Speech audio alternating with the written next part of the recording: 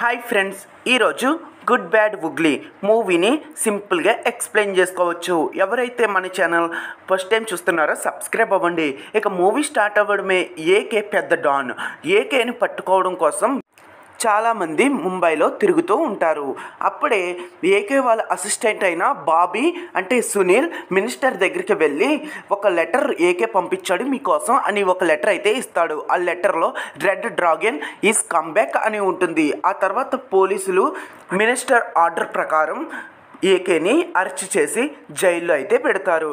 కొన్ని సంవత్సరాల తర్వాత జైల్లో ఏకేని చంపడానికి ఒక ఖైదీ పోలీసు వేషంలో వస్తాడు. ఆ తర్వాత హీరో కూడా అంటే ఏకే కూడా పోలీసు వేషంలో వచ్చి ఆ ఖైదీలందరినీ కొడతాడు. కొట్టిన తర్వాత ఏకేని చంపడానికి వచ్చిన ఖైదీ ఏకేకి క్షమాపణ అయితే చెబుతూ ఉంటాడు. సీన్ కట్ చేస్తే ఏకే కొడుకు విహాన్ వాళ్ళ అమ్మని ఇలా అడుగుతాడు, నాన్న ఎప్పుడూ రాలేదు, వీడియో కాల్లోనే మాట్లాడుతూ ఉంటాడు, అంత ఆఫీస్ వర్క్ ఏంటి, ఖచ్చితంగా నా కన్వర్జేషన్కి ఖచ్చితంగా నాన్న రావాలి, లేదా నా పుట్టినరోజుకి ఖచ్చితంగా నాన్న రావాలి అని విహాన్ తన తల్లి అయిన త్రిషతో అయితే చెప్తాడు. అప్పుడు త్రిష, మీ నాన్న చాలా బిజీగా ఉంటాడు, చాలా పెద్ద ఆఫీసర్ కాబట్టి ఎప్పుడు బిజీగా ఉంటాడు, ఈసారి నీ పుట్టినరోజు ఖచ్చితంగా వస్తాడు, వెయిట్ చేయకన్నా అని వాళ్ళ కొడుకైన విహాన్తో చెబుతుంది. సీన్ కట్ చేస్తే ఏకే జైలర్ దగ్గరికి వెళ్ళి నా కొడుకు పుట్టినరోజు వస్తుంది, ఖచ్చితంగా నన్ను విడిపించు, ఏదో ఒకటి చేసి విడిపించు, నా కొడుకు పుట్టినరోజుకి నేను వెళ్ళాలి అని ఏకే జైలర్ని అయితే మొక్కుకుంటాడు. ఆ తర్వాత జైలర్ ఏదో విధంగా ఏకేని బయటకైతే పంపించేస్తాడు. బయటకు పంపించేసిన తర్వాత ఇంటికి ఏకే అయితే వెళ్తాడు. ఏకే తన కొడుకుని చూసిన వెంటనే తన కొడుకు నాన్న వచ్చాడని చాలా ఆనందపడతాడు. వీళ్ళు ఇలా ఉండగా ఏకే కొడుకు విహాన్ తన లవర్ అయిన నిత్యతో రెస్టారెంట్కి అయితే వెళ్తాడు. రెస్టారెంట్లో కొంతమంది అంటే నిత్య అంటే ప్రియా ప్రకాష్ వారియర్ని అండ్ విహాన్ని వాళ్ళిద్దరిని కొంతమంది డాన్స్ గమనిస్తూ ఉంటారు. సీన్ కట్ చేస్తే ఏకేతో తన భార్య త్రిష అంటే రమ్య ఇలా అంటుంది, మన ఇద్దరం బయటికి వెళ్ళొచ్చు, నువ్వు చాలా రోజులుగా జైల్లోనే ఉన్నావు, బయటికి వెళ్ళొచ్చు అని అంటుంది. అప్పుడు ఏకే రమ్యని తీసుకుంటే బయటికి వెళ్తాడు. అక్కడే కొంతమంది ఏకే పైన రమ్య పైన దాడి చేస్తారు. నువ్వు ఇంకా మారవా అని రమ్య చాలా కోపంగా మాట్లాడి అక్కడి నుండి అయితే వెళ్ళిపోతుంది. ఆ తర్వాత ఏకే మళ్ళీ రణరంగంలోకి దిగుతాడు, డాన్గా మళ్ళీ మారతాడు. ఏకే పైన దాడి చేసిన వ్యక్తుల దగ్గరికి వెళ్తాడు. వాళ్ళెవరో కాదు, ముస్తఫా మనుషుల దగ్గరికి వెళ్ళి ముస్తఫాకి వార్నింగ్ అయితే ఇస్తాడు, నాతో పెట్టుకోవద్దు, నాతో పెట్టుకుంటే మామూలుగా ఉండదు, నేను ఇప్పుడే నా ఫ్యామిలీతో ఆనందంగా గడుపుతున్నాను, రమ్యపై దాడి చేశారు, రమ్య ఇప్పుడు నాపై కోపంగా ఉంది, నా మీద దాడి చేయకండి అని ముస్తఫాకి వార్నింగ్ అయితే ఇస్తాడు. ఆ తర్వాత రోజు విహాన్ని డ్రగ్ కేసులో పోలీసులు అరెస్ట్ చేస్తారు, జైల్లో అయితే పెడతారు. విహాన్ నిజంగా డ్రగ్స్ తీసుకున్నాడు లేదా, ఆ డ్రగ్స్ ఎలా వచ్చాయి అని ఇన్వెస్టిగేషన్ చేయమని జడ్జి గారు పోలీసులకి కొంచెం టైం అయితే ఇస్తాడు. అప్పుడు ఏకే విహాన్ దగ్గరికి వెళ్ళి, విహాన్ ఏం జరిగింది, నువ్వు ఎందుకు డ్రగ్స్ తీసుకున్నావు అని అడగగా విహాన్ వాళ్ళ నాన్నకి నిజమంతా చెప్తాడు. నాన్న, నేను నా లవరైన నిత్యతో బయటికి వెళ్ళాము, అప్పుడే కొంతమంది మా కారుని ఆపి నిత్యాన్ని చంపేశారు, నిత్యాన్ని చంపిన తర్వాత నాకు డ్రగ్స్ ఇచ్చారు, ఈ విధంగా నేను కేసులో ఇరుక్కున్నాను అని ఏకేతో వాళ్ళ కొడుకు అయితే చెప్తాడు. నా కొడుకు కారు ఆపిన ఆ గోండా ఎవరు, ఆ గోండాని ఖచ్చితంగా పట్టుకోవాలని ఏకే మళ్ళీ రంగంలోకి దిగుతాడు. ఏకే ఇన్వెస్టిగేషన్ చేయగా మరియమ్మ అనే గ్యాంగ్ విహాన్ కారుని ఆపినట్లు తెలుస్తుంది. మరియాన్ దగ్గరికి వెళ్తాడు, మరియాన్ని అయితే చంపేస్తాడు. చంపిన తర్వాత మరియాన్ ఒక నిజం చెప్తాడు, నేను చెయ్యలేదు, బాబర్ మనుషులు చేయమంటే చేశాను అని అంటాడు. బాబర్ మనుషుల దగ్గరికి అయితే వెళ్ళాలనుకుంటాడు. అప్పుడే ఏకేకి వాళ్ళ బామ్మర్ది అయిన శరత్ బాబర్ గురించి అయితే చెప్తాడు. బాబర్కి ఒక బ్యాంక్ ఉంది, ఆ బ్యాంకులో జకీఫా అనే ఒకడు పనిచేస్తాడు. ఈ జకీఫాకి జాన్ అనే ఒకడు తోడుంటాడు. ఈ జాన్ ఎక్కడుంటాడో ఎవరికీ తెలియదు. బాబర్ చాలా పెద్ద డాన్ అండ్ బాబర్కి జాన్కి ఏదో సంబంధం ఉంది, మీ కొడుకుని డ్రగ్ కేసులో ఇరికించింది జానే అనుకుంటున్నాను బావా అని శరత్ ఏకేకైతే చెప్తాడు. ఆ తర్వాత ఏకే సెంట్రల్ బ్యాంక్ దగ్గరికి అయితే వెళ్తాడు. బ్యాంక్లో జకీఫాని అయితే చూస్తాడు. జకీఫా దగ్గరికి అయితే వెళ్తాడు. అరే జకీఫా, నీ ఫ్రెండ్కి కాల్ చేయరా లేదంటే నిన్ను చంపేస్తాను అని ఏకే జకీఫా అంటే గుండోడికైతే వార్నింగ్ ఇస్తాడు. ఆ తర్వాత గుండోడు వెంటనే జానీకి అయితే కాల్ చేస్తాడు. ఏకే జానీతో ఇలా మాట్లాడతాడు, నువ్వు ఎక్కడ ఉన్నా ఖచ్చితంగా ఈ బ్యాంక్ దగ్గరికి రావాలి, లేదంటే ఈ గుండోడి తల పగిలిపోతుంది, నా కొడుకుని ఎందుకు డ్రగ్ కేసులో ఇరికించావు అని అడుగుతాడు. అప్పుడు జాన్ అంటే అర్జున్ దాస్, చంపొద్దు, నాకు బ్యాంకే ముఖ్యం, నువ్వు బ్యాంకును కూడా కూల్చొద్దు, చెప్పేస్తాను, నేనేం చెయ్యలేదు, నాకేం సంబంధం లేదు అని జాన్ ఏకేకైతే చెప్తాడు. కానీ ఏకే అంటాడు, ఒరే జాన్, నీ నటన ఆపరా, మీరిద్దరు కవలి పిల్లలు, మీ అన్నికి ఇవ్వి అని అంటాడు.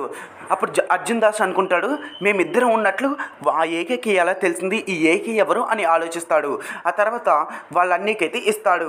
వాళ్ళ అన్నయ్య ఏకేతో ఇలా మాట్లాడతాడు, నా పేరు జాఫీ, మా అన్నీ పేరు జానీ, మేమిద్దరం కవలి పిల్లలం, నేనే కావాలని మీ కొడుకుని డ్రగ్ కేసులో ఇరికించాను, నేను చాలా ఇబ్బంది పడ్డాను మీ భార్య వల్ల, ఆ బ్యాంకును వదిలేస్తే నీ కొడుకుని ఖచ్చితంగా జైలు నుంచి విడిపించేస్తాను అని జానీ ఏకేతో అయితే చెప్తాడు. అప్పుడు జానీ మాటలు వినకుండా ఏకే గుండోని తీసుకువెళ్ళిపోయి బ్యాంకును మొత్తం కాల్చేస్తాడు. కాల్చేసిన తర్వాత మూవీ అనేది ఇంటర్వెల్ తర్వాత జానీ జాఫీ బ్యాంక్ దగ్గరికి అయితే వస్తారు.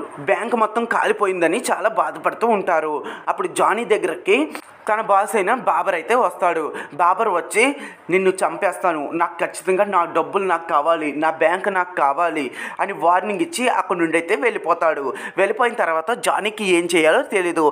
అప్పుడు వాళ్ళ తమ్ముడైన జాఫీని ఇలా అడుగుతాడు, జాఫీ, ఎందుకు నువ్వు ఇలా చేసావు, రమ్యకి నీకు ఏంటి సంబంధం అని అడగగా, రమ్యతో నాకు ఒక సంబంధం ఉంది, రమ్య నన్ను 8 సంవత్సరాలు జైల్లో పెట్టింది, అందుకే రమ్యపై నేను కోపం పెంచుకున్నాను, అందువల్ల వాళ్ళ కొడుకుని డ్రగ్ కేసులో ఇరికించాను అని జాఫీ వాళ్ళ అన్నయ్య అయిన జానీకి అయితే చెబుతాడు. జానీ ఏకేని చంపేమని సైఫాన్ అనే ఒక వ్యక్తికి డబ్బులైతే ఇస్తాడు. ఈ సైఫాన్ ఎవరో కాదు, టామ్ చెక్ చైన్.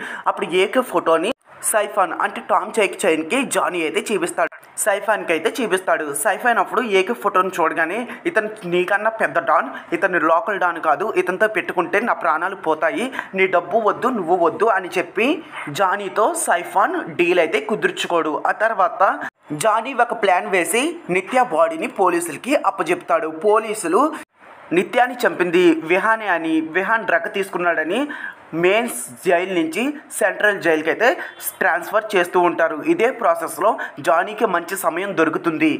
జైలుకి ట్రాన్స్ఫర్ చేస్తున్న ఏకే కొడుకుని అండ్ బయట ఉన్న ఏకే భార్యని చంపేద్దాం అనుకుంటాడు జానీ. అప్పుడే ఏకే ఒక మంచి ప్లాన్ వేసి జానీని పంపించిన మనుషుల్ని చంపేస్తాడు. చంపేసిన తర్వాత ఏకే భార్యని ప్రియా అంటే సిమ్రాన్ అయితే కిడ్నాప్ చేస్తుంది. అప్పుడు సిమ్రాన్ ఏకేకి కాల్ చేసి, నీ భార్యని నేను కిడ్నాప్ చేశాను, నా భార్యని జానీ చెప్పినట్లు నువ్వు కిడ్నాప్ చేసావా, వద్దు కిడ్నాప్ చేయకు, నేను నీ ఎక్స్ బాయ్ ఫ్రెండ్ని వదిలేయి అని ఏకే ప్రియాకైతే చెప్తాడు.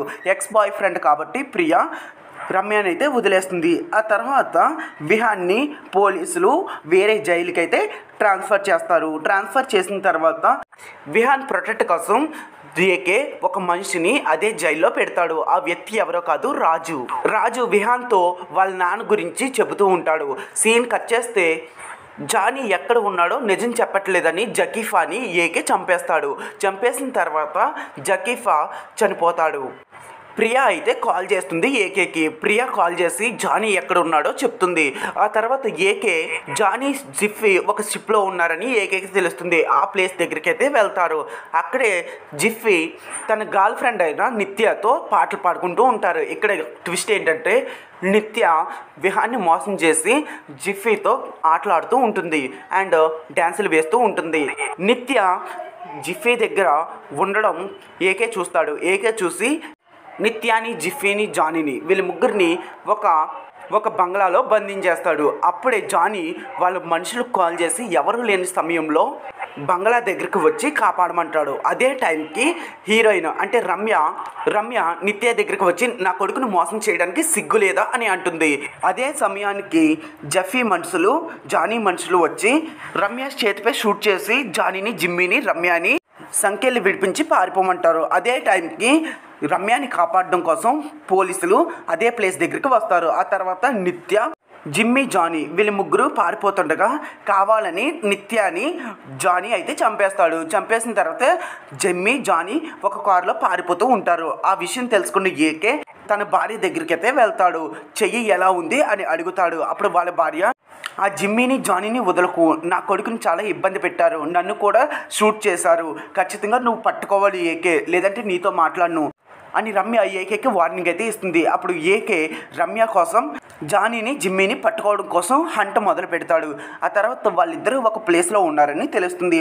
జమ్మీ అండ్ జానీ మమ్మల్ని ఏకే నుంచి కాపాడు అని బ్రతిమలాడతారు. అప్పుడు బాబర్ కొంతమంది మనుషులను అయితే పంపిస్తాడు. కొంతమంది మనుషులను పంపించిన తర్వాత ఏకే జమ్మీని అండ్ జానీని పట్టుకుండి తన కారులో తీసుకువెళ్తుండగా బాబర్ మనుషులు అడ్డుపెడతారు. అడ్డుపడిన తర్వాత ఏకే తన తెలివిని ఉపయోగించి బాబర్ మనుషులను చంపేసి జిమ్మీని జానీని పోలీసులకి అప్పచెప్తాడు ఏకే. ఆ తర్వాత పోలీసులు తన కొడుకుని అయితే విడిపించేస్తారు. విడిపించిన తర్వాత తన కొడుకు పుట్టినరోజు అయితే వస్తుంది. పుట్టినరోజుకి అందరూ హాయిగా కేక్ కోస్తుండగా వాళ్ళ భార్య అయిన రమ్య ఏకేని ఎలా అడుగుతుంది, ఆ జానీని జిమ్మీని ఏం చేసావు, వాళ్ళు పోలీస్ స్టేషన్కి వెళ్ళలేదంట, జైలుకి వెళ్ళలేదంట, ఏం చేసావు అని అడుగుగా అప్పుడు ఏకే నిజం చెప్తాడు. పోలీసులు జిమ్మీని జానీని జైలుకి తీసుకువెళ్తుండగా నేనే ఒక ప్లాన్ ప్రకారం ఒక బాంబు వేసి ఆ వ్యాన్ని పేల్చేశాను. ఆ తర్వాత జిమ్మీ జానీని నేనే గన్తో షూట్ చేసి చంపేశాను అని ఏకే తన భార్య అయిన రమ్యకైతే చెప్తాడు. ఆ తర్వాత మూవీ అనేది ఎండ్ అవుతుంది. మరిన్ని మూవీ ఎక్స్ప్లెయిన్ వీడియోస్ కోసం ప్లీజ్ సబ్స్క్రైబ్.